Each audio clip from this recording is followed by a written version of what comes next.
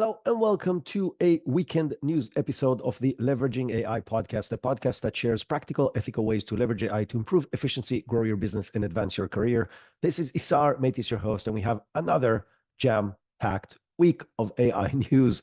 It's really becoming ridiculous because every week I think this is the craziest week we ever had, and then the following week kind of proves me wrong. But we are going to talk about three main topics today, and then we have a lot of rapid fire things to talk about because there's been a lot of new releases of new models and features, but these will not make the top three items. So the top three items, we're going to first talk about the potential impact of AI on the global workforce, which is my personal biggest concern on the negative impacts in the short term of AI. And when I say short term, I mean probably 3 to 5 years. The second topic is going to be the aftermath of the DeepSeek release that we spent a lot of time talking about last week. So if you missed last week's episode, you can go and check that out. And the third big topic is going to be safety and security concerns and measures that have popped up in this past week. Some really big announcements that happened, both good and bad, that impact the safety and security of AI systems. And then, like I said, a lot of new releases and a lot of other good stuff to talk about. So let's dive right in. I'm going to start with a release of new models, even though I said that's going to wait for later, but that specific release has direct implications on the future of jobs. So OpenAI has released two new functions. One is O3 Mini, which is a new reasoning model that they shared with us and showed us in the 12 days of OpenAI back around Christmas time, but we finally got access to it. And it's the next variation of O1. So it is the most advanced reasoning model that OpenAI gives us right now. Now, together with it, they also released Deep Research, which is a deep research agent that uses the O3 model as the underlying architecture, but it has this agentic capability to go and research the web and write really long and detailed reports based on a huge research that could be hundreds of websites, similar to the same kind of functionality from their competitors, Google. So the first time OpenAI actually comes up with a name of something that actually makes sense, they literally just copied one-to-one the name of that feature from Google, which I find funny and surprising. But putting that aside, this new capability, the combination of deep research together with a really capable reasoning model, provides extremely powerful capabilities in the hands of, well, every one of us. So the O3 Mini model is now available for free for all GPT users, which probably was not the plan, but with DeepSeek around and Qwen 2.5 around, I don't think they had much of a choice. And then this model is really good at coding, math, and scientific tasks. And as I mentioned, the research version of this also knows how to do serious research and provide results across public data as well as PDFs and other visual information that you can upload to it. So what does that have to do with the future of work, other than the fact we got another really capable model? Well, Sam tweeted a lot of things, but two things that caught my attention that are relevant to the future of work and how powerful these models. So if you remember, last week, I shared with you that there's this new effort that put together humanity's last exam, which was crowdsourced from multiple scientists and really smart people around the world to come up with really difficult questions across any topic that you can imagine. So related to that test, after OpenAI released O3 and shortly after they released Deep Research, Sam tweeted the following. Way back on Friday, the high score on humanity's last exam was O3 Mini at 13%. Now on Sunday, Deep Research gets 26.6. To put things in perspective, the previous models before that were in lower single digits. So we went from lower single digits to 26.6% on the hardest exam humans can come up with in a few days. That kind of shows you how powerful this model is. But this still doesn't explain to you why I'm saying it will have impact on jobs. Well, the other thing that Sam's tweeted, he started with congratulating the team who developed it, but then he said, my very approximate vibe is that it can do a single-digit percentage of all economically valuable tasks in the world, which is a wild milestone. Now, I want to dissect that for a minute. Sam is obviously a very smart and knowledgeable person. He's saying that right now, O3 with Deep Research can do single digits percentage of all economically valuable tasks. Now, if we think about how many people are employed in the world, I did a little bit of research for you. The recent numbers for the beginning of 2025 is there are about 3.6 billion people that are employed in the world in 2025. Let's look at the gamut of what he's saying, single digits of tasks. So let's put these tasks into jobs. And obviously, it's not going to be exactly like that, but just putting things in perspective. If it's 1% of jobs that are going to be lost because of the current model, not future development, that's 36 million jobs around the world. If it's 9%, that's over 300 million jobs that the current AI model can probably do based on Sam's best assessment. Now, again, this is not going to be jobs. He's talking specifically about tasks, so it will be across jobs. But if across jobs we can save this amount of tasks, then we need less people to do other stuff because these people have more time to do other things. So I think the outcome would be the same thing. That kind of gives you an idea where this goes, but let's move on. Let's take another point of reference that can help us in this process. Y Combinator, which is probably the most famous startup accelerator, has opened their spring 2025 request for startups. So those of you who don't know Y Combinator, many of the successful companies that you know today came out of Y Combinator. So companies like Airbnb and Cruise and DoorDash and Coinbase and Instacart and Dropbox and many others. So when they have their call for startups, they're looking for startups in specific areas of development to make sure that they're pushing the boundaries and that they can become successful. So they just opened their registration for their spring 2025 cohort of companies. If you look at the type of startups they're looking for, you can see the directions that they're going. One of them is the personal staff revolution. So they are highlighting how AI will democratize access to personal professional services, things like accountants, lawyers, money managers, personal trainers, private tutors. So people who provide services to us, and they are looking for startups who can use AI to do these things, which means these jobs will become either less attractive or less needed or obsolete, depending on how far you're willing to push the boundaries with your thoughts on this process. The next one is software engineers. So in their statement, Pete Kuman, who spoke specifically about this topic, said that language models can already write code better than most humans. This is going to bring the cost of building software down to zero. That's not me saying, that's somebody from Y Combinator who is in charge of these types of startups. So they're looking for ways to drive code writing even more than it is today, when today it's already better than most humans. Basically, what they're saying is that they're saying that one developer, or one, it's probably not going to be called developer, but software engineer, will run hundreds or maybe millions of these code writers that are going to work for him executing stuff on his behalf. More about code execution capabilities in our new releases and features of this week. We're going to talk about this later on in the episode. Compliance and audit automation. So they're looking at any type of compliance and audit work, which, by the way, is about 4 million people just in the US are doing this kind of work. They're claiming that AI systems will replace manual document reviewing, testing, and auditing. Makes perfect sense. These systems are very good at that. So they're looking for startups in that part of our economy. The other thing that they're looking at is what they call vertical AI agents. So vertical AI agents are agents that can work in a specific vertical in the industry. So tax accountants, medical billers, phone support agents, compliance agents. So people who do something very specific in the economy. And they're claiming that just this category can generate another 100 unicorns. So companies who are worth $1 billion or more. And so just in that type of the market, they're looking for companies that will build AIs that will replace people who do these jobs. The flip side, which is the only positive impact on potential future jobs, is they are saying that there's a huge development and a huge demand in the infrastructure for AI, meaning they need AI optimized hardware and software solutions, and they need companies to build these solutions, which will then employ a lot of people to drive that part of the economy. So the only positive side right now is bringing more minds and more engineers to develop infrastructure that is related to AI deployment. One of the interesting things that they focused in is inference optimized hardware. So because of all of these thinking models, there's a bigger and bigger demand for inference, which is the time the models actually run versus the time that these models needs to be trained.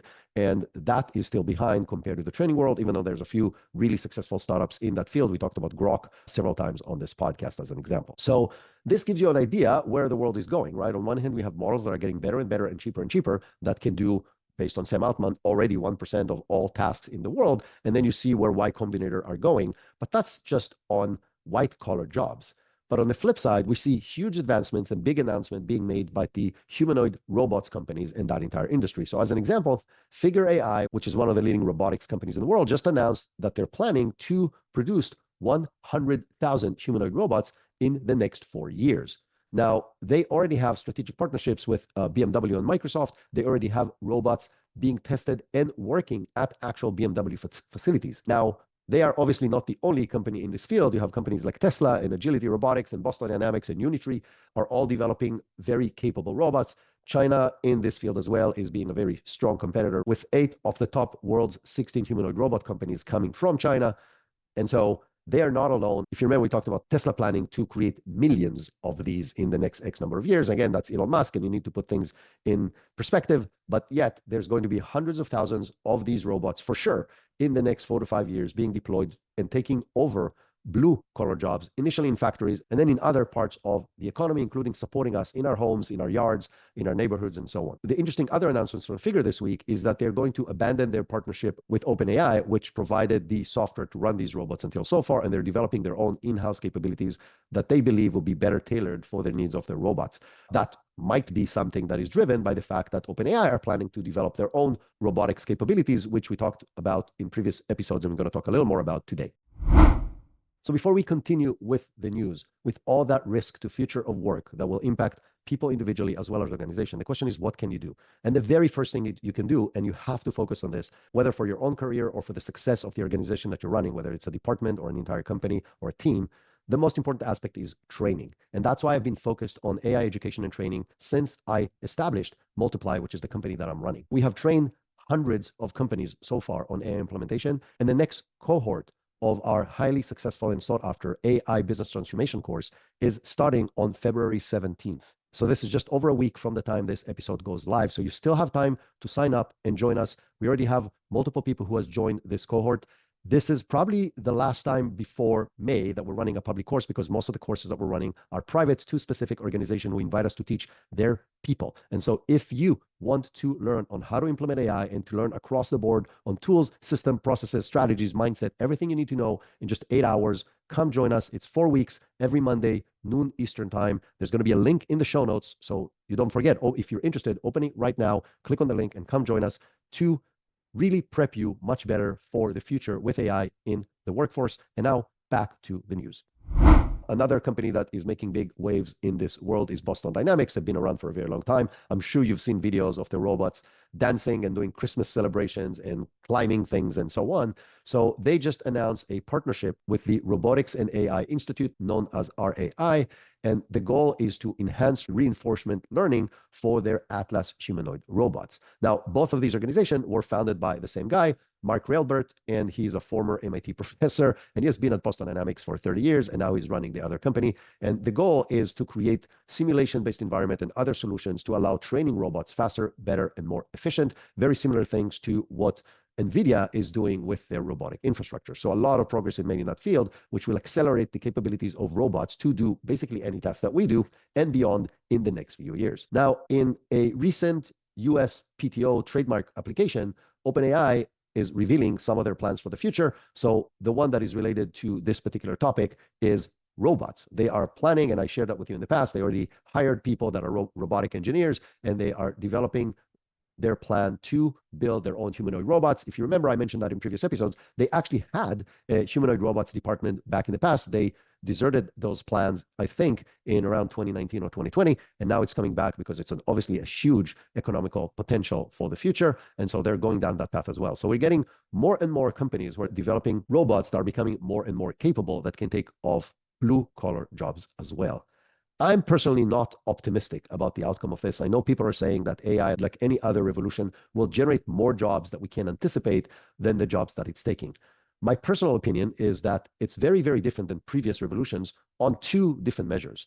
One, it's the first time that the revolution creates intelligence. It creates systems that think, which is the only thing that kept us creating new jobs beyond the jobs that were replaced in previous revolutions, right? So if you think about the Industrial Revolution, oh, okay, so now instead of going behind an ox or a horse plowing my field, I can have a tractor, or I can have a factory and I can do the assembly faster. But the thinking part of things were still human. So we started doing more and more stuff that has to do with operating our brain than operating our bodies. This is going to change. The thing that allowed us to make up new jobs that we can do and the machines couldn't is going away in this particular revolution. The other thing is speed. The Industrial Revolution took 200 years. The Internet Revolution took 10 to 20 years, depending on exactly how you measure it. It gave us time to figure out what's next and to come up with new capabilities. This is happening in days and weeks and months, which does not give us time to adapt. And while it might generate more jobs than it takes away, it will take a lot longer to generate the jobs than to lose the jobs. And then in between, we have a very long period of serious uncertainty when it comes to the livelihood of people and societies and the economy. Because if 30% unemployment, most of it white-collar jobs of people making a lot of money, the economy comes to a halt. So the only solution for this is some global group of people that involves governments, regulators, international bodies, and industry to potentially come up with solutions for this problem. So the only good news I have about this is that next week there's another major global AI summit. It is going to happen in Paris between February 10th and 11th, and it's bringing 100 companies who are participating in this and over 1,000 private sector and civil society representatives, and is co-chaired by France and India.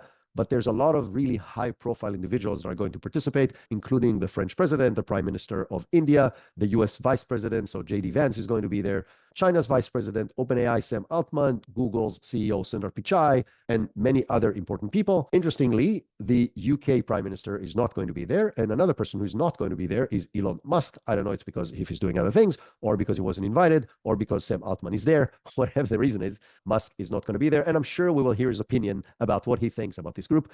They're going to discuss 5 different topics: public interest in AI, future of work, which is the topic we just talked about, innovation and culture, trust in AI, and global AI governance. All are really important topics. And I think the more we see this kind of collaborations, and the safer we are, and the higher the chances that we're actually going to harness and benefit from AI and hopefully minimize or maybe eliminate, I'm not that optimistic though, the risks of AI usage. And we're going to talk about safety and security, and you'll see why I'm less optimistic about this topic. But I think the fact that they're meeting, and it's like the 3rd time that they're meeting in a year, is very important. I really hope there's going to be an ongoing body that will include members of all these different organizations that will meet regularly and not just once every 6 months to discuss these issues and try to come up with solutions or prevention concepts as soon as possible. Our second topic, as I mentioned, is going to be the aftermath of the DeepSeek release that we talked about last week. So quick recap: DeepSeek, Chinese companies, released 2 models. One is called DeepSeek version 3, and the other one is called DeepSeek R1. DeepSeek R1 is just a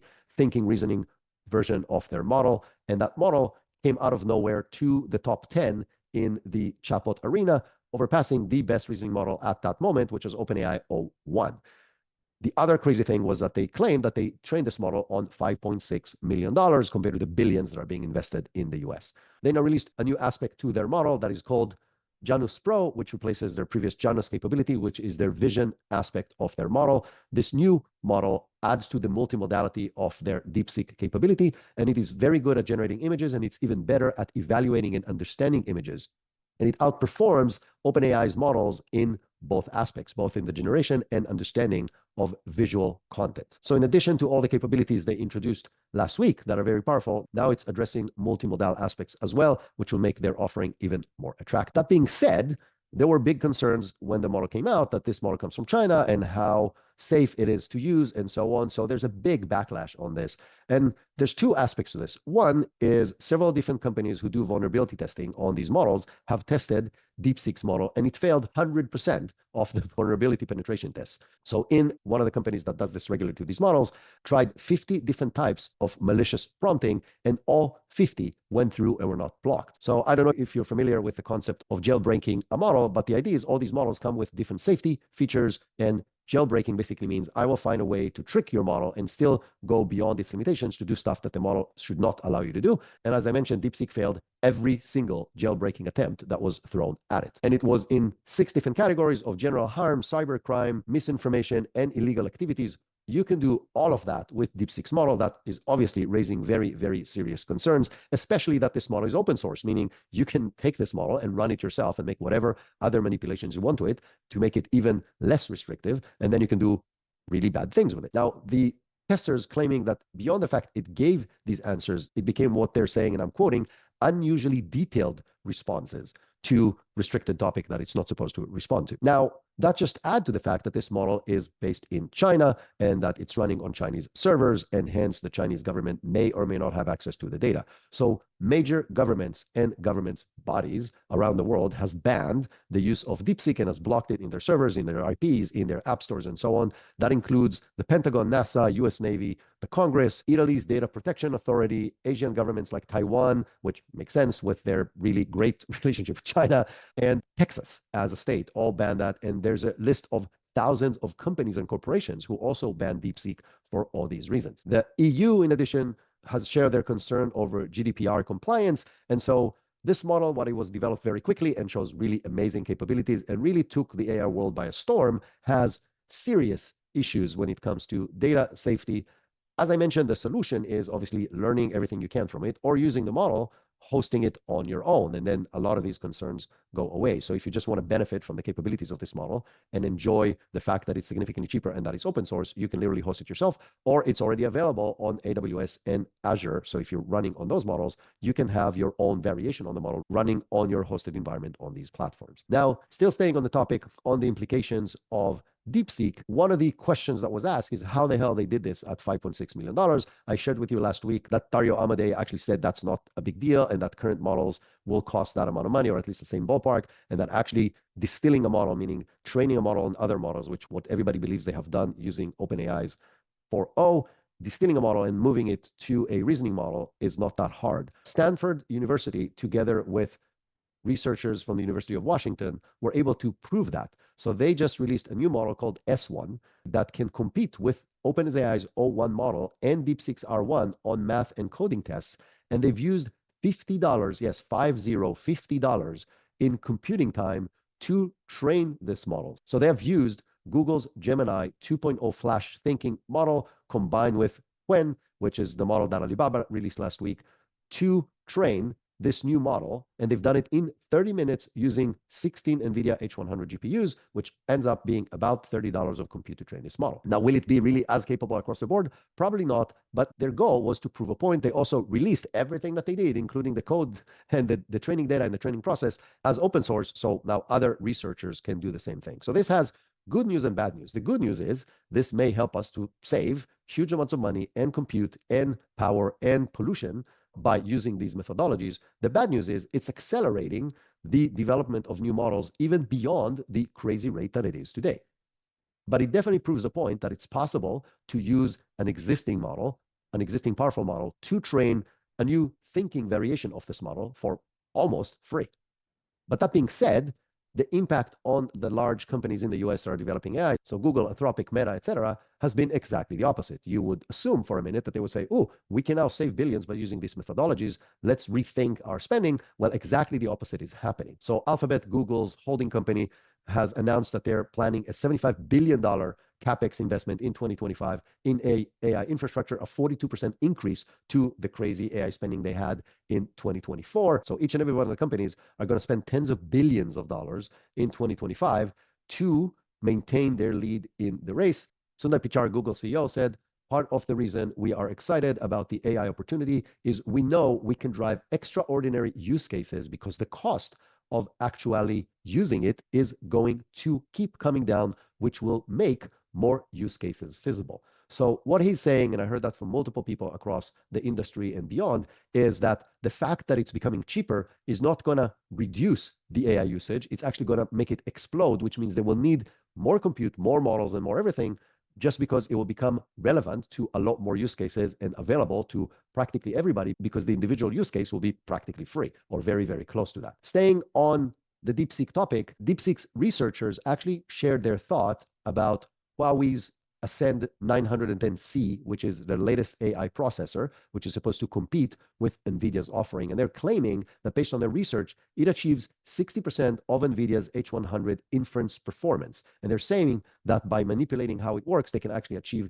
even better results. Now, 60% may not sound like a lot, but the gap was significantly bigger a year ago. So Huawei, which is Chinese largest chip manufacturer, is closing the gap on NVIDIA. Again, they're still behind. And moreover, those researchers also said that while it's not bad on inference, it's still far behind when it comes to training reliability. So at least on the training side, GPUs are still reigning supreme, but the gap is being closing on inference. As I mentioned before, inference is becoming a big part of the game because these reasoning models are actually using a lot of compute in the inference time when the model is actually being used and generating tokens versus training. And this development of hardware combined with, we see innovations in software like DeepSeek and Qwen, are a direct outcome of the US ban of NVIDIA chips being used in China. So first of all, they find ways to use it. As I mentioned, there's rumors that DeepSeek has used 50,000 GPUs from NVIDIA, but even if they only have 10,000 like they're claiming, that's still a lot. But putting that aside, it is forcing China to come up with their own innovation and to develop both hardware and software innovations that they probably wouldn't develop and they would have been dependent on the US otherwise. So to summarize the DeepSeek topic, I will mention something from a conversation I had this week. I'm delivering an executive education session in partnership with the university in a couple of weeks. And the person who's in charge of this effort has asked me in an email this week, do I think that DeepSeek changes everything and do we need to change the training data? And what I told him is I think that DeepSeek in the big picture changes very little. If anything, it solidifies the same point of view I had before. We will have access to incredibly powerful intelligence for free or very, very close to that. And the implications of that are obviously profound, but that doesn't change the trajectory. The DeepSeek event doesn't change that. If anything, it accelerates towards that even faster. As I mentioned, the third big topic that we're going to talk about today is security and safety. So OpenAI has done research on how persuasive their models are. And they've done this on the Change My Views forum on Reddit. So it's 3.8 million members who participate in debates trying to convince one another. They conducted 3,000 different tests, and what they've learned that their models are becoming more and more persuasive to humans. So GPT 3.5 was 38th percentile persuasive, O1 77%, O1 mini 77th percentile compared to other humans, O1 80th percentile, and O3 mini 2 82nd percentile. So O3 mini, not even the full O3, is better in persuasion than 82% of people who participate in this debate, meaning they are people that by definition are better than the average because they want to participate in this process. And so they are becoming very, very persuasive, and it's just going to keep on going because of their thinking capability and analyzing capability and reasoning capability that they did not have before. That obviously raises significant concerns. OpenAI shared why they're doing this research and their mitigation strategies and how they're trying to monitor this and make sure that they can prevent and restrict political persuasion and other specifically targeted campaigns. But can they really monitor 100% of it? I'm pretty sure they can't, and that obviously raises a lot of risks. So think about foreign governments or terrorist organizations using this to convince Americans or people in the free world with new opinions, because it will be impossible to know what's coming from an AI and what's not. It will be more persuasive than what the humans can write to contradict what the AI is writing. So that's where we are right now, and it's only going to accelerate. And I'm going to go back and forth between good news and bad news on the safety and security thing. So Meta just unveiled a new risk assessment framework for their AI development. And they just announced it on February 3rd, and they call it the Frontier AI Framework. And the goal is to establish clear boundaries to AI system development and deployment based on potential risk. And they've identified two levels of risk. One is called high-risk systems that could enable but not guarantee successful cyber, chemical, and biological attacks. And then the second tier is critical risk systems that could lead to, and I'm quoting, catastrophic outcomes, which they didn't label, but based on the fact they're talking about cyber, chemical, and biological, you can kind of know where this is going. And the biggest difference is, can you mitigate the risks once the model has been deployed? So basically what they're saying is that the critical risk systems, once you deploy them, there's no way for you to mitigate what's going to happen versus the other ones that you might be able to prevent it once it starts happening. Their policies go beyond just chemical and so on. So they're talking about things like automated compromise of corporate scale environments, creation and deployment of high impact biological weapons, and other scenarios that they're deemed most urgent by the company. So the policy defines both internal and external researcher risk assessment for every one of these models. They're including senior level decision makers have the final review authority for everything that is said and done,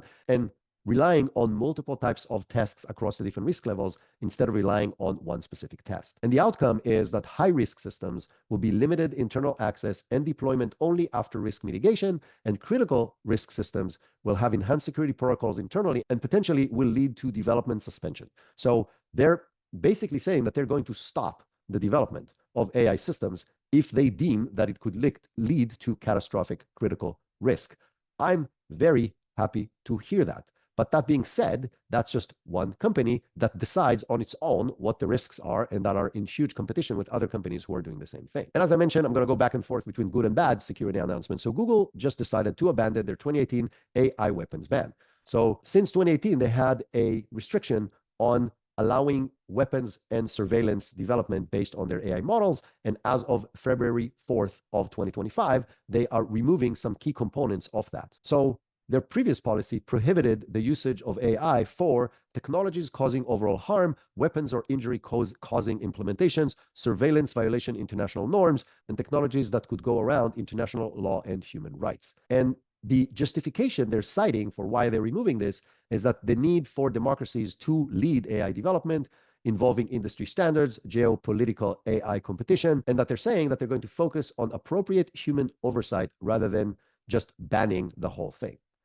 Now, multiple employees in Google obviously are opposing and are being very loud against it. But this is the current state. And I shared with you that a few weeks ago when we were talking about OpenAI starting to get into these fields. I think it's inevitable and it's very scary. But I do agree with Google that if China and Russia and other adversaries of the US and the free world will start employing AI capabilities in their military and surveillance capabilities, and we won't, we will fall behind. Now, that again can lead to catastrophic outcomes, but this seems to be the next Cold War or nuclear race or whatever you want to call it for world dominance. And hopefully, it will stay balanced and keep everybody intact from doing stupid things. But these systems, AI systems, will be deployed and will control deployment of military forces and military capabilities around the world. That could obviously lead to a doomsday scenario. But as I mentioned, the alternative is not necessarily better by letting the other side have it when you don't. And ending on a positive note on the safety and security before we dive into a lot of rapid fire items. So Anthropic just announced that the company has launched a new security system designed to protect Claude AI from universal jailbreak attempt. Now, they achieved incredibly impressive results. Again, very different than what we've heard about DeepSeek. So they reduced jailbreak success rate from 86% to 4.4% using these measures. And they did that while only increasing false positives, basically not breaking attempts that the system thinks are breaking attempts and going to stop it, by only 0.38%. So it basically hasn't prevented any action that is a legit action and was able to prevent 82% more jailbreak attempts compared to the previous capabilities that they have. Now, that is costing them 23.7% additional compute cost, but they're planning to continue optimize from it. But Claude has always led that direction of safe AI usage, and that's another way for them to prove that. We're investing a lot of compute time in making our systems safe, and they're doing this using their constitutional AI frameworks that they've built their systems around, plus a lot of additional new capabilities that they're adding in order to do this. And I don't know if you know that, but they have had a bounty of $15,000 called HackerOne that is going to be given to a hacker that will be able to develop a universal jailbreak against Claude. And that has been around since August, and nobody has claimed it yet. So they're definitely doing the right things in order to prevent hacking and jailbreaking their model. And I really hope that every single company that develops these frontier models will follow the footsteps of Anthropic on this particular case. Going back to the international development and partnership that I'm dreaming that will happen, I think these kind of capabilities and research must be shared with everybody and every company and every organization who is developing these kind of models to achieve the same results that Claude is achieving. And now let's dive into lots of rapid fire items. We're going to start with a lot of aspects from OpenAI. So we already talked about their big releases with O3 Mini and O3 for the professional version and deep research, but they also made a lot of other interesting announcements this week. One of them is that Sam Altman has announced that being on the wrong side of history when it comes to open source.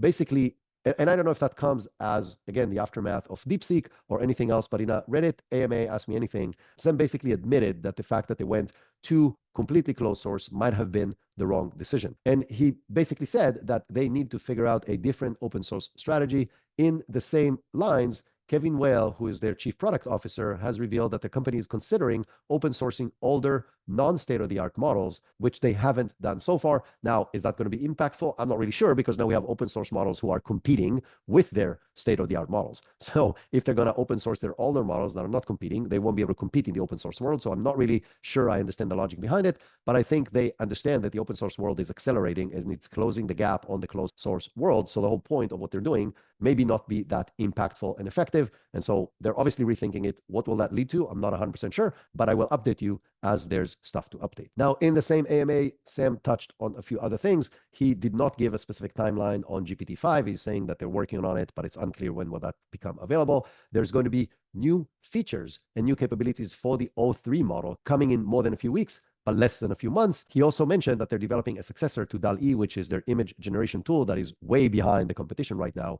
And he's saying, and I'm quoting, it's going to be worth the wait. I assume we're going to get another extremely powerful AI image generation tool. We already have a bunch of those. So right now, there's probably 5 or 6 models that are very, very good that can generate completely realistic images of anything you want, and we're just going to get one integrated into the OpenAI environment. To connect it to one of the previous points, OpenAI also defended its collaboration with the US National Laboratories for Nuclear Defense Research, and they were explaining and expressing the fact that they have full confidence that the scientists will have responsible use of the technology.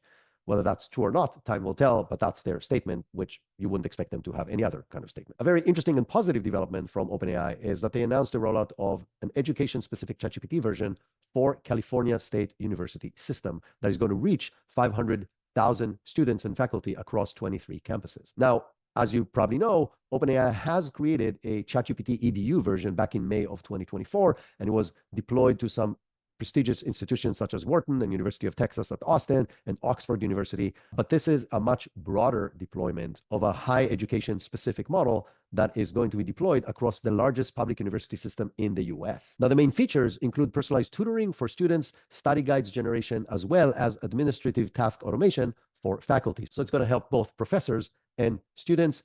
I said that many times before. I think AI represents the biggest opportunity education has seen. We still perform education from kindergarten all the way to PhD in the same way it was done in the last 100 years, with a professor or a teacher in front of a classroom teaching a large group of students, assuming they're all the same. It's a horrible way to train people because people have different needs. They progress in different ways across different aspects of the learning. They learn better by leveraging different tools. Some learn better by listening, some by watching, some by doing, some by using different games, some by watching videos, etc., etc., etc.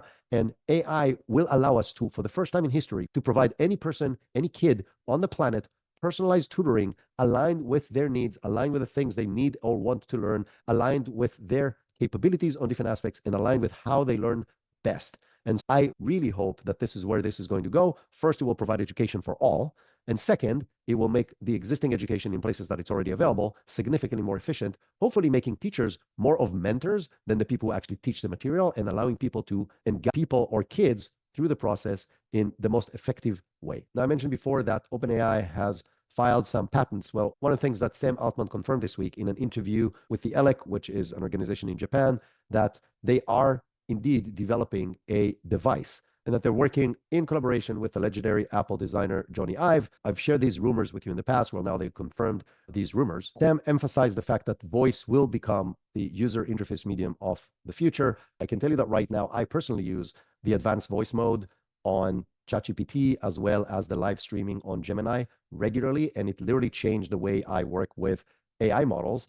But I can't wait to basically activate everything with computers and literally just have conversations with them to do everything that I need. And I think it will over time become the user interface instead of a keyboard, mouse, or a touchpad on every device that we know, including microwaves. Why do I need to figure out how much time I need to put in? I can literally tell it, or it will see on its own with a camera what I'm putting inside of it, and it will just run the microwave based on what's the best outcome that can happen, while asking me what my preference is for the level of cooking or the temperature that I want the output to be. But there will be no need for physical user interfaces on most things interact with right now. Another thing that Sam said about the device is that their plan is not to replace the smartphone, but actually to have an extension of their smartphone. So think about something similar to a smartwatch. So it will connect to the phone, but it will be a device that will allow you to talk to it and use AI in order to then operate the phone or operate through the phone things that you need to do. So now let's switch gears and talk about rapid fire items as far as new releases of products and features. So we already mentioned OpenAI with their O3 model in deep research. Well, Google weren't standing still either, and they just announced on February 5th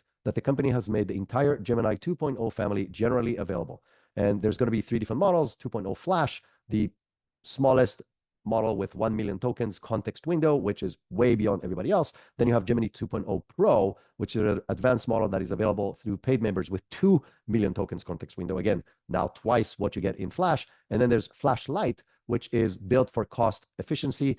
2.0 Flash will become the mid-tier model. Think like Claude 3.5 Sonnet on the Claude family. And then you'll have the Pro, and then you have the lighter version that can run faster and probably much, much, much cheaper. And these models have enhanced coding capabilities, improved complex prompt handling, advanced reasoning capabilities, built-in Google search integration, code execution capabilities, a lot of stuff that I shared with you in the past before they made it widely available. One of the interesting things that they mentioned about Flash Lite model is that it's very good at image understanding, and that it can process approximately 40,000 image captions for less than $1 of compute. Going back to what we already talked about before, we're going to have very high capable intelligence across everything we need for practically free. Now, going back to our benchmark, which is the chatbot arena, Gemini 2.0 Flash Thinking is now number 1. Gemini 2.0 Pro is number 2. Then ChatGPT 4.0 latest, which is kind of like a model that they released in late 2024, then DeepSeek R1. So these are the top 5 models right now. And then number 6 is another Gemini model, which is Gemini 2.0 Flash.